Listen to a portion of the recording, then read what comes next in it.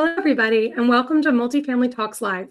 I'm Krista Hurley, Industry Principal for RealPage. I'm so excited to be here today with my friend Carl, discussing a 2024 multifamily recap and expectations for 2025.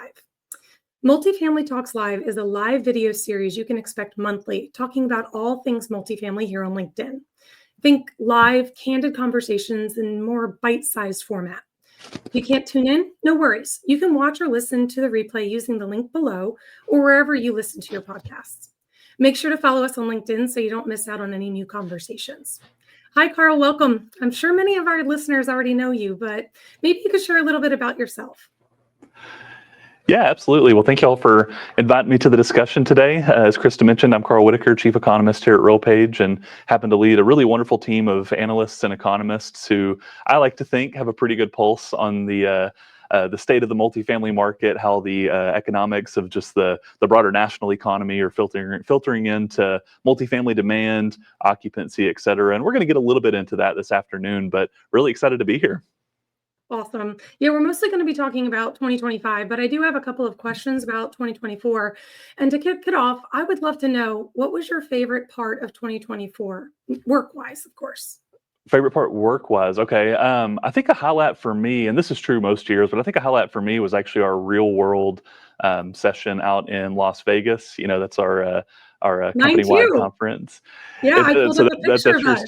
too. Yeah, that's actually that's really funny there. I actually hadn't seen that picture yet, so that's a good picture of us. It is. But It I is. think We were that's a about to good. walk on the expo floor and, launch our new latest product. So it was definitely a great event and one of my favorites to date, for sure. Yeah, and agreed. It's just really interesting to see this kind of the event that coalesces all the different things that the company's working on, and also seeing what the market needs are. You know, just visiting in such an intimate climate with our client base is always a highlight. And plus, it doesn't hurt to be out in Las Vegas for a little bit. That's true. That is true. Well, I mean, I'm not the biggest fan of Vegas, but we did a walking tour this year of the Strip, which was definitely different because it's been so hot there, and we usually go in August. But it was great. It was really eye-opening to see the city in that way at like 6 a.m. But it was still really fun. Did you get to go to the Sphere at all? Did you get to go to any I event out I have there? not been yet, so maybe 25 is my year for that. Yeah, the Sphere is a really special experience. Highly recommend anybody that is interested in going out there to see it. Good to know. So I do want to kick it off with a poll to the audience. I know that we have a good many people registered, so I'm really excited to hear your comments. Poll number one: what was your biggest surprise in 2024 when it came to the multifamily industry? Go ahead and write in your comments. We'll pull those, and you can be as organic as you'd like to. We really want to hear that feedback. So moving to our topic today, as those comments come in, Carl, my first one to you is: how did the multifamily market perform overall in 24 compared to your initial expectations?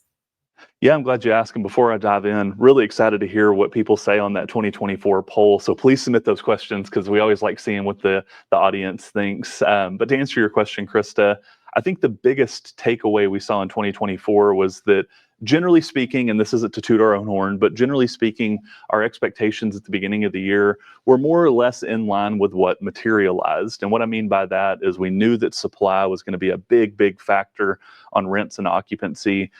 In fact, we said at the beginning of the year that 2024 would be a 50-year supply peak. So unless you were in this business back when Barbra Streisand was at the top of the Billboard 100 and Godfather 2 was being released, then you've never been in an environment where this much new inventory has delivered, something like 600,000 new units. The actual numbers came in a tiny bit below that just because of supply delays, but supply delays are expected.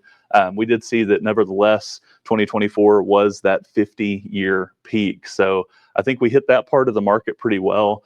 To me, though, the biggest surprise was actually on the demand side of the equation. So if I had an answer to the poll earlier, my personal input would be that demand really surprised to the upside. We saw more than 600,000 units absorbed on net. And what that means is that there are 600,000 additional occupied apartment units today versus 1 year ago. Just think about that. That is a lot of demand, a lot of absorption. And it's really surprising that we saw that absorption because we knew that job growth was slowing going into the year. So that slowing job growth story was something that had a lot of people worried at the onset of 2024. But we saw that the appetite for apartment demand surprised significantly to the upside. Yeah, I mean, it's interesting. This morning on Business Wire, you were actually quoted, and I'm going to look at this screen to get it exactly right. But this gives renters more options when choosing their next apartment homes.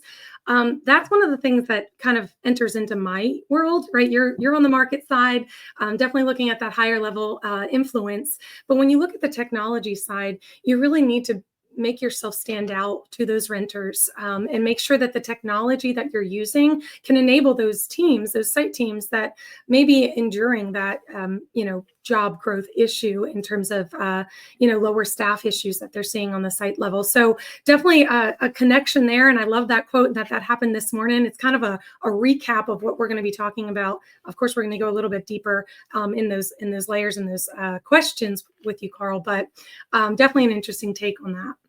Yeah, and again, to your point, you have to, when you talk about something that hasn't happened in 50 years, this much supply, the technology we're talking about today didn't exactly exist back then. We have a Right. slide deck that we've shared with clients this quarter that showed some of the big technological innovations of 1974 included the barcode.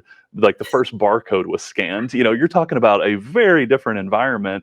But to your point, these are important factors for folks on the operations side of the place. So I think throughout today's discussion, you and I are going to have some good input on how that market context helps drive industry need and vice versa.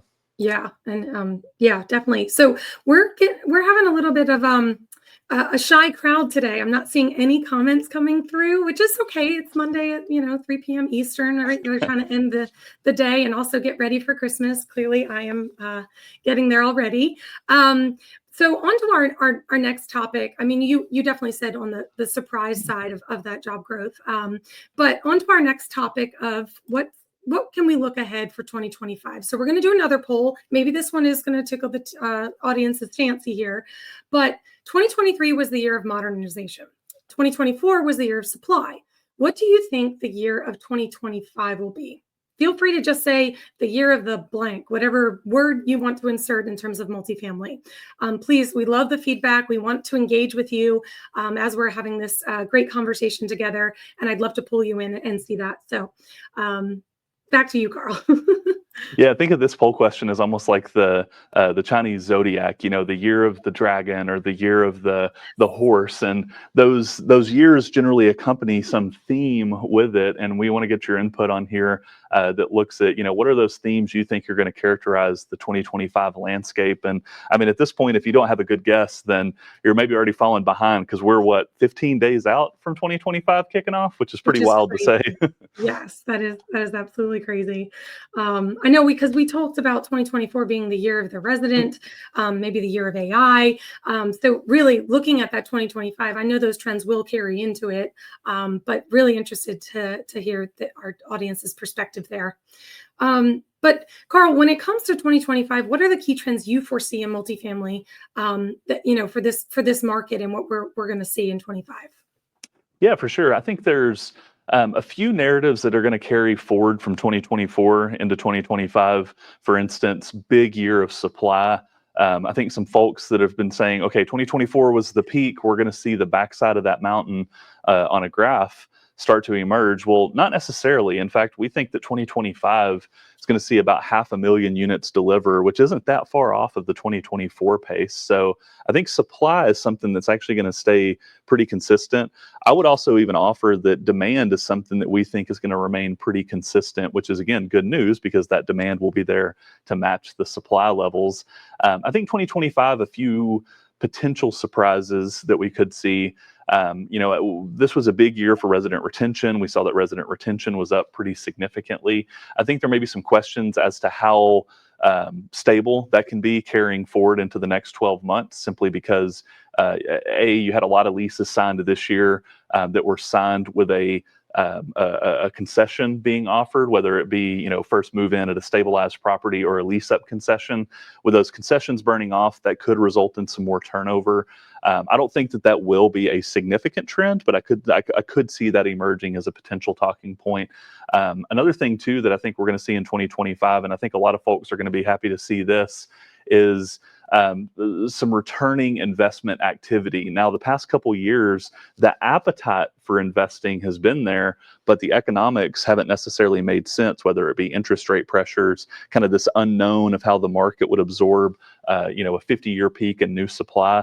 Now that we kind of have some knowns on that side of the equation, I think you're going to start to see more capital flowing back into the space, which again is just good news for folks that are active in the industry. Yeah, you mentioned concessions.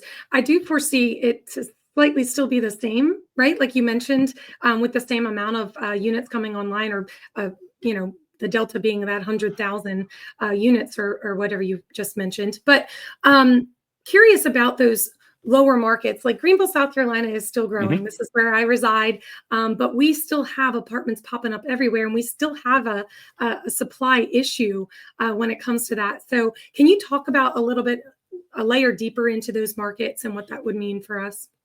Yeah, absolutely. And I think I'm actually glad you touch on this, because this is going to be a key point in 2025 that wasn't necessarily as key in 2024.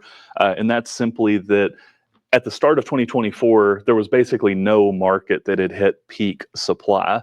And that's painting with a broad brush. I'm sure Youngstown, Ohio, maybe didn't have the supply peak that Greenville, South Carolina did, for example. But, going into 2024, there weren't markets that had yet hit their peak supply overall, generally speaking. Now, 2025, we already see about a dozen plus major markets that have hit peak supply in 2024, and then another good chunk of those are expected to hit peak supply in the course of the next 90 days. So I think what you're going to see is you're going to start to see some unwetting of these trends, where some markets start to get back to historically normal occupancy. I look at like a Seattle, Washington, for example, that's hitting peak supply right now, with job growth returning due to the tech sector starting to improve. I think demand is going to catch back up to supply really quickly there. And, Krista, you mentioned Greenville, South Carolina.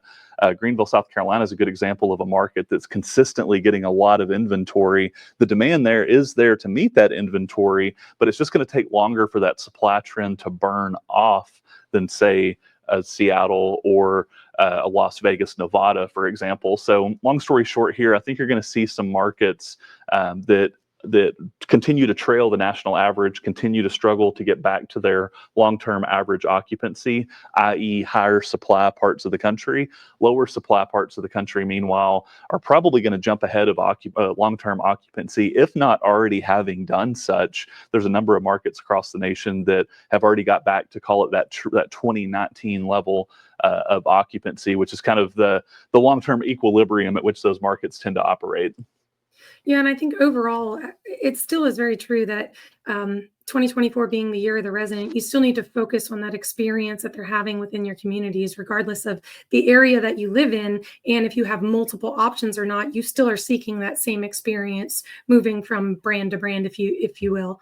I want to get back to that poll, because we have had a couple of engagements, which I'm very grateful to see. So we had someone say the year of AI, which, yes, definitely. Another said the year of technology. Happy to hear that coming from an IP at RealPage. And then Paul Bergen, the year of rent transparency. Yes, that's all I heard about at OpTech this past year. And that was definitely a big thing that we are being mandated in some markets to adhere to. So definitely think that that's going to be a rising publication, if you will, or announcement in the market. All right. Well, on my next question for you, Carl, we dug a little bit deeper into that supply and demand in that market, but let's switch just a little bit and say, what are some of the growing needs for operators to be successful in those areas, or even outside of those areas, just overall? Yeah, absolutely. And I'll lean on you some for this input too, because you're just a little bit closer to the operator side of the equation than I am. But from my perspective, which is maybe a little bit more operator agnostic and a little bit more specific to the broader economy. I think the emphasis on retention is going to be extremely important for operators to remain successful. This idea of keeping residents in place, not only from a bottom line perspective, but also just from the experience perspective that you mentioned earlier. This is true both for the operators themselves in an effort to build longstanding community at these properties, but also from the perspective of renters, where just calling a spade here, moving is not one of the more enjoyable life experiences that we all go through. Now, obviously, there's going to be change of life events that happen that will cause that will necessitate the need to move. But generally speaking, unless you just have to move, then there's really not a lot of excitement to do so. So I think that emphasis on retention is going to be a huge operational need going forward into the next couple months. What do you think, Krista? Yeah, I'm exactly spot on there. And all the conversations that I have with clients are, how do you really make it more enjoyable while you're living at the community that you're in, and that leasing engagement, right from the start, that very first impression, all the way through needs to be on brand and definitely very fluid, easy to use experience when it comes to the technology, but really have that people forward. And then on the flip side of that, when it comes to, we talked a little bit about that resident experience, but when you talk about the on-site teams experience, right, they need tools and they need training of those tools to really help their day-to-day. And that's really where it can help emphasize that connection with the residents to make it a little bit more sticky for them to stay in the community of their choice. Now, obviously, if you have open occupancy, like you were saying, and you want to fill that, you do use the on brand, like I was saying, technology, but making it feel as organic as possible. I spoke to someone last week, or the week before, and that particular client was saying that a simple, when you're engaging with somebody at the tour and you're talking about, oh, I like to go, mountain biking, or I like to do this. As a follow-up, how easy would it be to say, hey, I know this area very well, and this is a great mountain biking trail. We really hope that you'll become a resident here.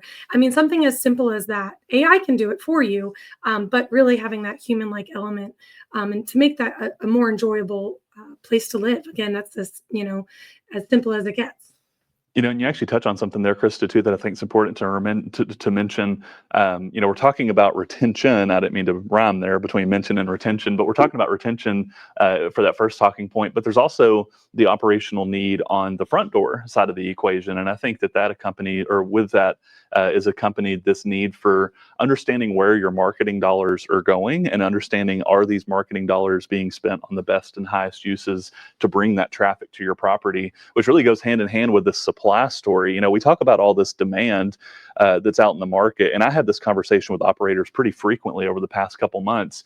We'll show a chart at a board meeting and say, here's the demand number, here's what it looks like. Somebody will raise their hand inevitably and say, okay, well, I see that that's all the demand out there, but if that's true, then why is my property not also up 20% in terms of leasing volume? And the reason is because those residents are able to shop multiple properties today, whereas that availability of units was a lot tighter a couple years ago. So pretty simply, just understanding the need of where that marketing dollar or that marketing spend is going is a pretty important thing. And again, to kind of button that up going into 2025, the supply story is pretty similar, and I think you're going to see a lot of that traffic, maybe even some traffic from residents who are getting out of those initial lease up properties, who may be offering 1, 2, even 3-month free concessions, which I have heard that in some areas such as Austin, that 3-month free concessions aren't terribly uncommon. Wow, that's a lot. Yeah. But and back to your point, making it sticky, making sure that the top of that funnel, right, comes all the way through and actually becomes a renter that you keep. So But on that topic, right, we're talking about getting all the marketing out there to get the right leads at the right time for the right unit, all of those metrics. But shifting gears just slightly, what are the biggest risks or challenges that you think about when it comes to that, right? You're grabbing this big pool of people. What would be the biggest risk in the next year? Yeah, and again, this is coming from a less operationally informed perspective. Admittedly, you're going to have just a closer relationship to operations than I do. But I think from a more global perspective, some of the risks that we see in the market for the next couple months here, a lot of risks related to inflation starting to creep back up. The good news is that inflation has been cooling the past couple months. However, with the new administration, there has been the discussion of tariffs in particular. If tariffs are something that actually does end up getting approved, then that could have a significant impact on the construction side of the market, for example. And construction is already facing some uphill challenges. We see that new starts, for example, in 2024 came in under 250,000 new units started, which is the lowest we've seen since 2013, 2012. I mean, that's one of the risks from again, kind of the macroeconomic perspective. Another one that we hear pretty often too is this risk of maturing loans. And without getting too into the semantics and details here, just kind of this idea that if you had a floating rate mortgage on these properties, maybe you signed that whenever the mortgage rates were pretty low, but as that mortgage rate has adjusted, you haven't necessarily seen a congruent improvement in income growth and property level performance. So the good news is it does seem to be that distress in the market is relatively limited, and it seems like it's only happening at a few select property types and a few select submarkets across the country. But a lot of conversations I have with folks is just, hey, do you see this distress is starting to extend beyond a whisper, which is really just a whisper in the market right now, but do you see that distress starting to emerge as a little bit more common? The last challenge that I'll mention too is just actually on the property trade side of the perspective. This idea that there's a lot of capital chasing those Class A units, a lot of the recently delivered properties as well. Pretty simple math here. As you have more capital chasing those deals, if you have more capital chasing those individual properties while not necessarily getting a significant improvement in property performance, that drives down those cap rates because your baseline price went up, but your your numerator of income growth didn't necessarily respond the same way. I don't see that happening. I don't think that is going to be something that we reflect on this time next year and say, wow, that was a huge market trend. But I do offer it just kind of as a, hey, if you're looking for things that could signal some market movement, then that could be something to keep an eye on in the next couple months. Well, and all these signals, impact the front teams, the front office teams, right? Mhm. You got to think about the pressures that as a builder or as the owner operator that you're putting down on those property management companies that then bleed into those leasing consultants of answer the phone quickly, tour the property, get that lead, get that lease, right? There's that need drives all the way from the top. So the market analytics that RealPage is doing, and thank you to you and your team, Carl, it definitely impacts the on-site teams, whether they see it in that bigger picture or not. I'm sure they do because they feel it every day, which is why Real quick RealPage. there. Yeah, go ahead. Yeah. Sorry, I didn't mean to interrupt you, but real quick there too. The two best client meetings I had this year was in October and November of this year. Two different groups, and it was a company all hands where everybody from the company came Wow. and participated in these sessions. And part of the session was me giving an hour market update. But afterwards, I had a hard time actually leaving the room because the questions just kept coming in from all facets of the company. You had front leasing agents that were asking questions about traffic. You had asset managers that are asking about, hey, what happens with inflation? It was the entire gamut, and it wasn't so isolated to just one component of the entire property stack. So anyway, I didn't mean to interrupt you there, but I just thought that No, I those, love like that. you said, getting input and buy-in from everyone and seeing how if you move this lever, how it impacts the seemingly not connected thing over here. It's not as simple as just this lever pulls something right here. I mean, it's all connected. So true. So true. Well, thank you for interrupting me because that's pretty much exactly where I was going is that, you have to kind of all see it from all angles and contribute to that greater, picture. And, I love that earlier when we were talking, you were like, I talk with my hands a lot, and I'm sitting here like Yeah. watching you pull all these A levers. lever over And here. yes, but it helps you kind of wrap your mind around, these market influences really do contribute to what is happening at the ground level and why technology is needed and great leasing agents are needed, and that creating that better ecosystem for the renter. So I have a couple more questions for you, Carl. I know I'm hitting you with a lot of them, but what are your projections for rent growth across different markets in 2025? Yeah, it's funny. As I was walking out the door this morning, coming up to our headquarters here in Richardson, I kind of jokingly asked my wife if I could borrow her crystal ball that we have up on the fireplace mantle. She wouldn't let me borrow it, but this is the part where we do look into that crystal ball for the markets. Again, kind of going back to that point I made earlier, I think 2025 is really this year where we start to see some market level separation. I don't know if it's bifurcation is the right word, maybe even trifurcation, because I think you will see a couple different types of markets in 2025 start to dot the landscape. And really what I mean by that is I think you're going to have roughly 50% of the overall markets across the country getting rent growth levels that basically mirror long-term averages. And just kind of painting with a broad brush here, that's roughly to the tune of 3% year over year. The reason I think that that's important to denote is that if you look at current wage growth levels, current wage growth is also about 3%.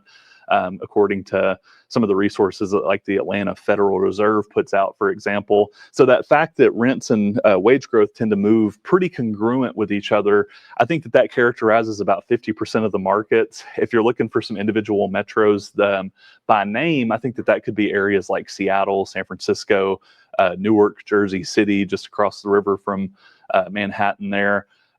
Orange County, Chicago, some of these markets that aren't getting a lot of new supply, but are also seeing a lot of demand, especially as some of those local economies rebound.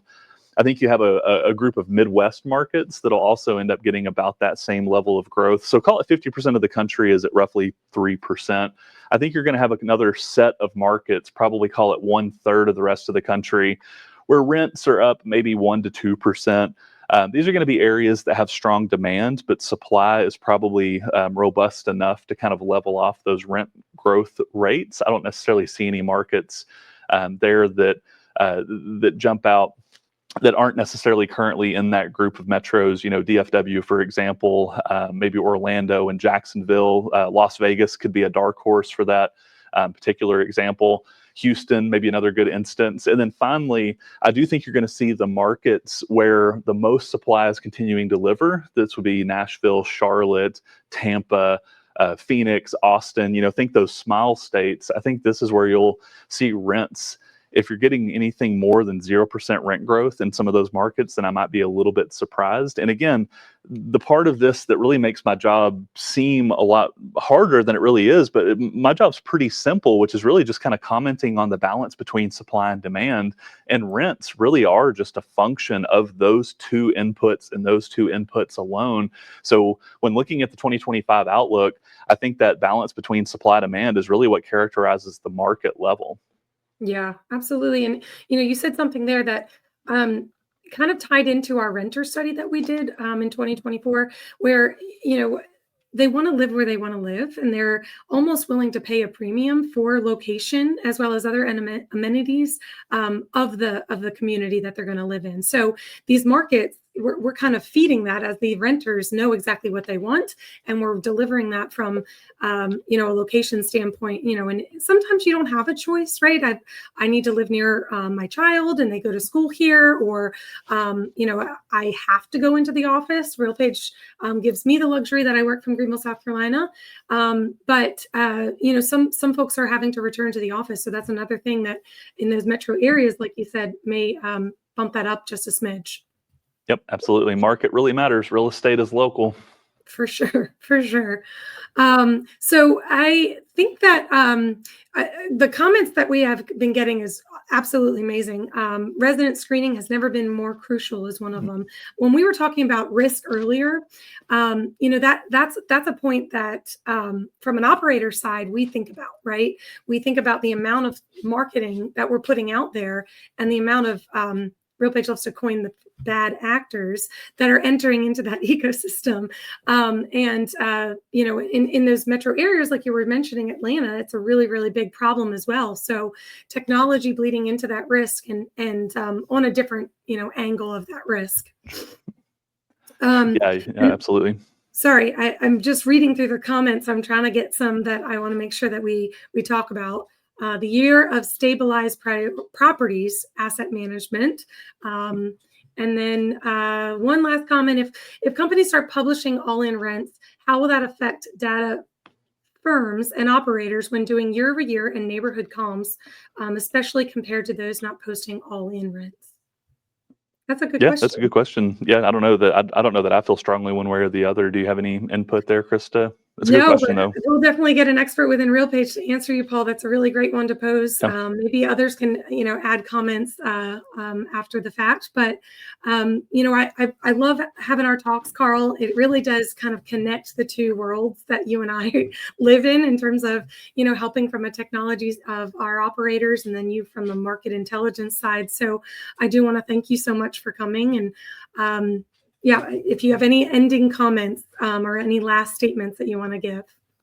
No, nothing specifically for me. Just grateful for the audience participation, and feel free to reach out to Krista or myself. You can see our email addresses here. Always happy to help with any follow-up discussions or questions you may have. So I know the holidays coming up. Maybe it'll slow down a little bit, but that doesn't mean you can't reach out to us. We'll still be around at least for a little bit over the next couple weeks. Yeah, I don't know if I ever truly unplug. So yeah, that's Right. a good call out there. But thank you all so much for joining our very first Multifamily Talks live session. We're stoked to kick this series off and offer up valuable conversations and topics that you can expect monthly. So make sure to follow us on LinkedIn for updates on upcoming live conversations. So more to come. And we hope everyone has a happy and safe holiday season, and we'll see you in 25.